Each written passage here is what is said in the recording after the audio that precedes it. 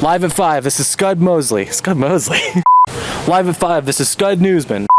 Live at 5, this is Scud Newsley from Zip Zop TV. We're in this very garage. There's a pinnacle of the apex of where the contact... Live at 5, this is Scud Newsley for Zip Zop TV. We're in this very garage. There's a pinnacle of the apex of how the outbreak first started. I swear to God there's evidence here, and I'm gonna fucking get to the bottom of it. This is no longer ground zero, it's ground one. Everything is on the line. My journalistic integrity, presidency of the United States, the fact that I might get to see my kids on more than one weekend a month. Like Janice, that's fucking nuts. All the secrets are behind this door, and we're gonna open it.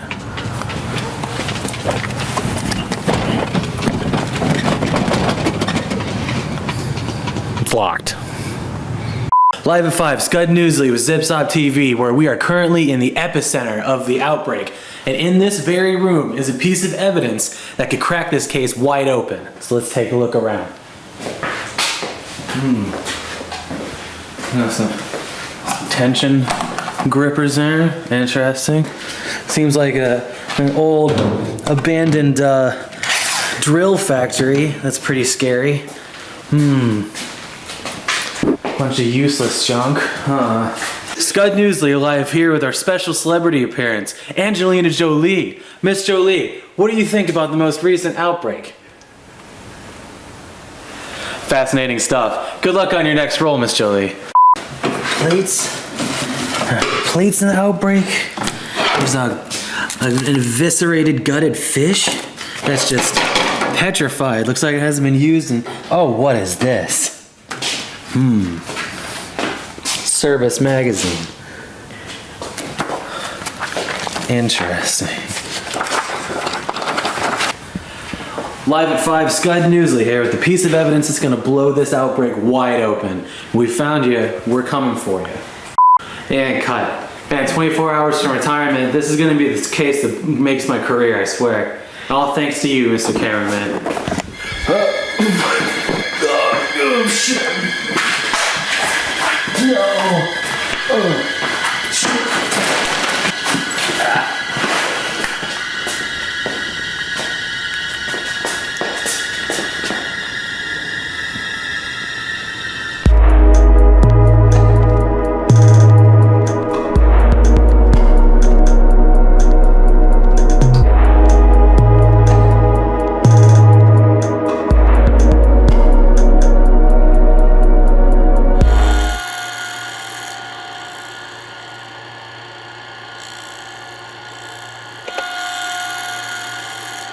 Michigan is what I would like to refer to as a high-concept, low-budget kind of game. It's pretty much a simple series game in every regard, only made by Grasshopper and published by Spike. Wait a second, if Spike handled the publishing, then who handled the European localization? Oh, 505 Game Street. I guess this is a simple series game after all. Oh shit, that's my cue. The Simple Series, Volume 51. The Report from Hell. You guys ever get the feeling that Suda just comes up with cool titles, and then he retrofits the gameplay around that title? I mean, Lollipop Chainsaw, Killer 7, Short Piece, Ranko Tsukagimi's Longest Day. I rest my case.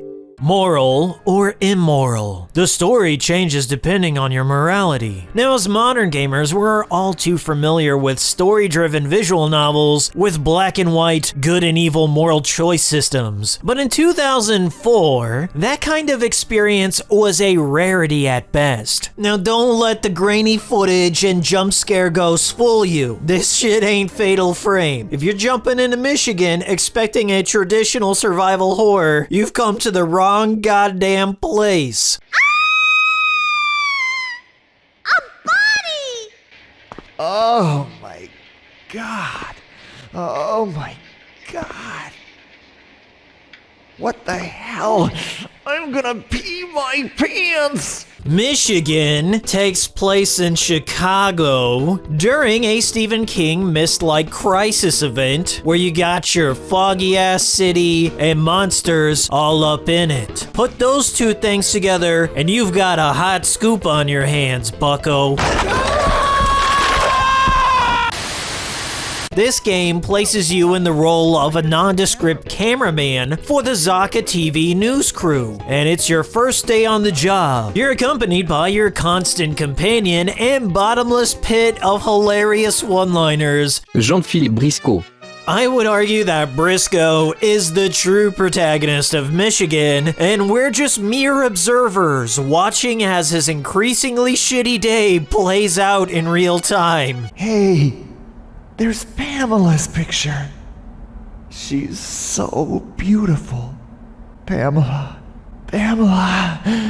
God damn it! So you start things out dropped into a tutorial level where Briscoe and assorted documents on the ground fill you in on how the game works. The controls are as mindless as it gets. You just point your camera at cool stuff and shoot. The start of the game is one of the only times you're not rushed through a level. You're pretty much given free realm to explore the block and take in all the sights of pornography magazines, mutilated corpses and garbage cans, and loose firearms on the ground. Man, Grasshopper really captured Chicago in this one. Unparalleled attention to detail. In the game, there's always a reporter along for the ride. As the cameraman in Michigan, you're responsible for filming the reporter when they're speaking and protecting them from certain danger. Depending on how you perform those two tasks will determine your character's morality and will qualify you for one of the game's many endings. Aren't you going to help me? Alright, let's break down this interface. In the top right is the amount of tape you have left in your camera, which acts as your timer for the level. This bar down here is your zoom level. This battery icon is one of the weirdest inclusions. This icon just represents how close you are to beating the game. And up top is your morality gauge. The S over on the right represents suspense, which is gathered from taking action shots of plot-critical scenes or random supernatural occurrences.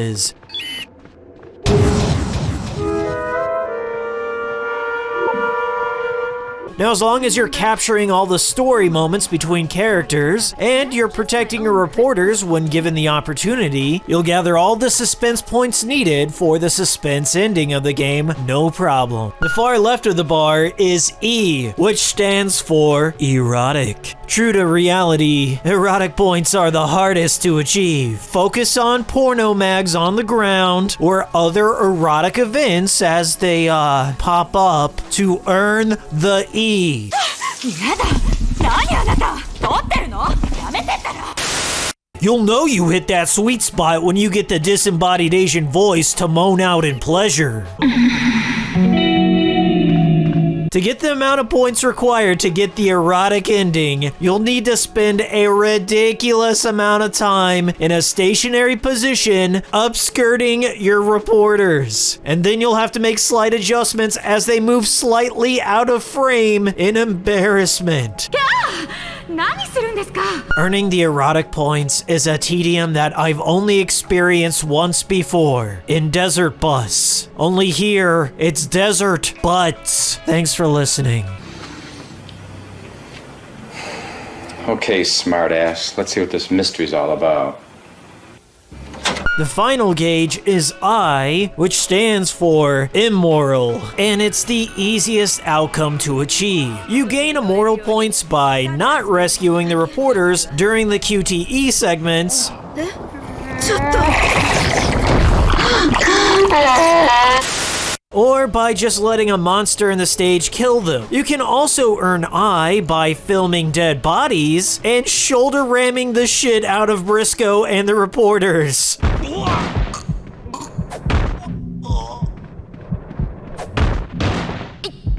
For the most part, the entire plot hinges on the welfare of your reporters. And these ladies are very delicate creatures. One touch from any enemy and they fall to the ground dead. The only way to protect them is by drawing their attention to incoming enemies through context-sensitive zooming.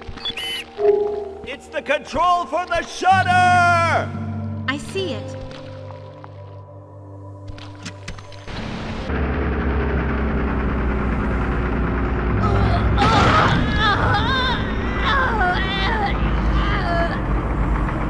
If your reporter ever dies, you'll skip ahead several levels, and then the cameraman will eulogize them in his diary. Then out of nowhere, you're introduced to a replacement Zaka reporter who just picks up the story where it left off sometimes. If you're not being careful, you're gonna go through reporters like tissues. Now, you can beat this game super quickly if you let them all die, but be warned, you're gonna miss out on the entire story. Not to say the story is all that coherent in the first place. What I meant to say is, you will miss out on all of Briscoe's lines, and that would be a shame. I, Jean Philip Briscoe, say this as a representative of all Zaka TV news teams.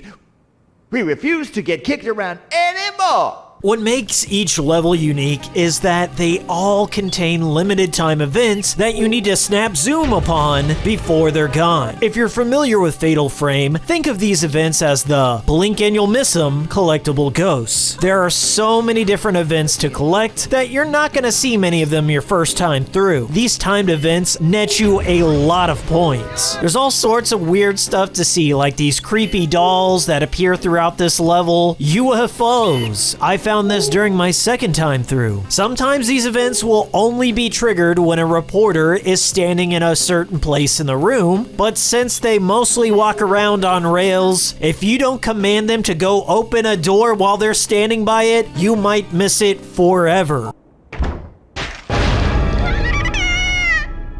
It's a dead body.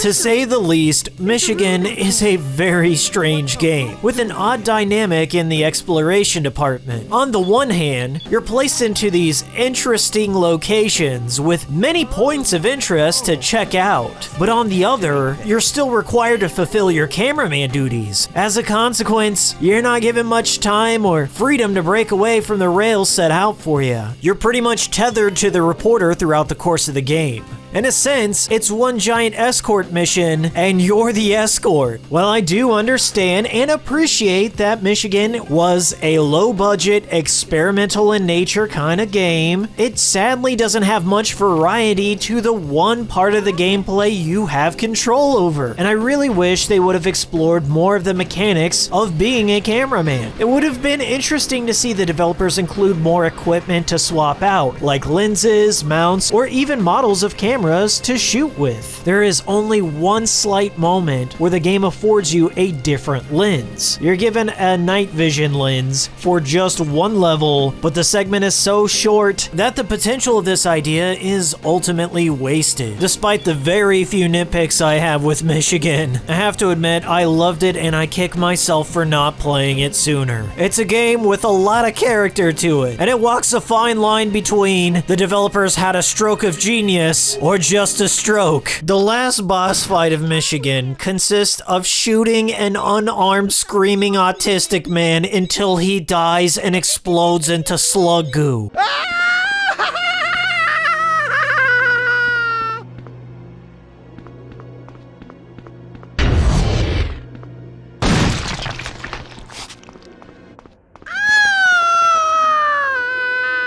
This is pretty much what I've come to expect and love from Grasshopper Manufacture. Just keep doing what you're doing. Great work. Okay, let's talk about the one major spoiler of the game. You know the drill, check that time code. No matter what morality choices you make, the fate of Briscoe is sealed. He is destined to barf slugs and jump out a lighthouse window. What the fuck? Now I imagine Monster Briscoe was intended to be explored in a sequel, but it just bums me out that you can't save your bestest bud. As a result, this game ends on one giant downer, when up until this point, I was having a blast just enjoying a comedic romp through unusual, unexplored territory. How could you do this to me? Multiple playthroughs of Michigan are encouraged through post-game unlockables in the form of new endings, costumes, and movie mode, where you can view all the VHS tapes you picked up during the main game, unless you're playing the PAL copy, because they fucked it up. And then there's photo mode, which puts you and Briscoe smack dab in a strip club, where one of the reporters will take to the stage and strike voyeuristic poses so saucy that even Kojima would pop an exclamation at these. Editor's note. It's really difficult to jack off when I got Briscoe in a grasshopper suit making eye contact with me the entire time. Look away, I'm trying to comb here. Despite this game's eclectic nature, there was an attempt made at a Western release of Michigan. According to editor-in-chief of Game Developer Magazine, Brandon Sheffield, he took it upon himself to approach some US developers about releasing Michigan in America, but Sony blocked the localization, citing that Michigan lacked gameplay. Well, shit, that wouldn't stop them nowadays. However, Michigan did meet the exceptionally low standards of our European friends at 505 Game Street. They took one look at it and budgeted out $200 to localize this beautiful game. God bless them. Side note, allegedly, Suda had no idea about this localization. And that's probably for the better because 505 Game Street butchered the PAL release, removing a lot of content and creating some glitches in the process of localization. I don't know what's going on here, but for some reason, the PAL version is missing lighting in certain levels. And this is apparent from stage 1, as the street lamps are missing the glow present in the original Japanese release. The PAL version also has a glitch in the special menu, so if you try to watch any of those hidden VHS tapes you picked up, it instead takes you straight to the strip club. Not only does the PAL version contain those glitches, but it also contains one of the most disturbing glitches I've ever seen. Now, I looked throughout the entire internet and I couldn't turn up anyone who had produced a similar glitch. I'm pretty sure I'm the only one in the world this has ever happened to. I think it's better if I just show you.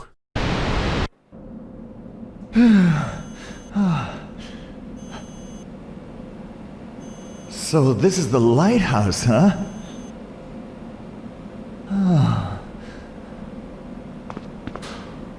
Looks like it's just you and me now. Oh my god. Look at this horrifying shit. Briscoe's character model was swapped with Carly's, who just so happens to be wearing lingerie and has Briscoe's voice and animations. And what the hell is going on with her legs and face? This must be it. This is the power supply to the lighthouse.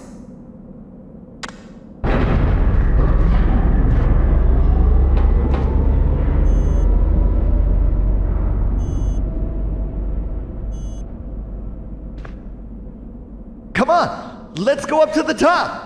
But perhaps the biggest piece of cut content was the removal of the game's sole celebrity cameo, Yin Ling of singing and professional wrestling fame. Yin Ling was the official spokesperson for Michigan. She appeared in promotional material, including an entire short film in which Yin Ling acts out scenes from the game and also shows off the goods. Suda must have been so overjoyed to have her on board that they developed a dedicated level to her honor, of which she voices and walks you through the level, blasting monsters with her sexy beam hairdryer.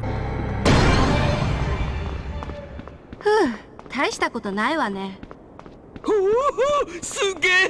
Oh, and also she appears in the strip joint, where she canically dances to earn her way through college. Don't judge. 505 Game Street just thought our gaijin brains couldn't handle Yin Ling's contribution to this amazing project, and they did her wrong. I'll never forgive them for this, and that's why I declare the Japanese version of Michigan to be the superior version. PAL version? Yeah, right. You're no pal of mine. It looks like they deserted us. But who cares if they don't rescue us now? Without that fog, there won't be any monsters. We can go anywhere we want. To close things out, I just want to bring up that there wasn't a ton of history about the development of Michigan. All I know is that the director, Akira Ueda, went on to direct Contact, and he's been extremely tight-lipped about his involvement in Michigan. In fact, he didn't even credit himself as the director of the game on his very next project, Contact's website back in the day. It's safe to assume that he wants nothing to do with Michigan. As you might surmise, Michigan Report from Hell was the brainchild of Suda51. But he's not interested in remastering the game, he wants to do a full-on VR remake. And if he ever convinces Spike to put forward the money to make this Michigan VR, you know my ass is gonna be first in line to review it. Now, people have been telling me to play Michigan for years, just so I could understand all the connections to the extended Sudaverse, but quite honestly, there's not a whole lot. The only major connection are the occasional Zaka references within Killer 7 and No More Heroes. Suda confessed he didn't have much of a grandiose vision for the project, he just wanted to create something with a morality choice system. He was focused more on the gameplay ideas he had, more so than trying to make a commentary about voyeurism. I think it's either a case of people reading too deeply into his work or giving the man way too much credit. He just likes to have fun. Hey, what do you think about those sexy close-ups I shot? Bet that'll give the ratings a real shot in the arm. By the way... That's all I got for this episode of the B-Sides, and I really hope this video inspired somebody out there to give Michigan a shot. It's one of Grasshopper's funniest and most interesting games they've ever put out. Thanks for watching, and happy Halloween. Wait, you recording this? Huh, alright. Where are my lines again? So I was live at 5, Kirk Almighty, and Zip Zop TV. Oh fuck. Ugh. I just vomit up slugs? You ever heard of that before? Is that bad? Hold on, let me look this up. That was Mayo Clinic shit. Vomiting, slugs, not sick. There. Side effects may include nausea, heartburn, indigestion, speech impediment. Shit. What do you think that means? Am I fucked? I mean, I've eaten slugs before. It shouldn't be too bad.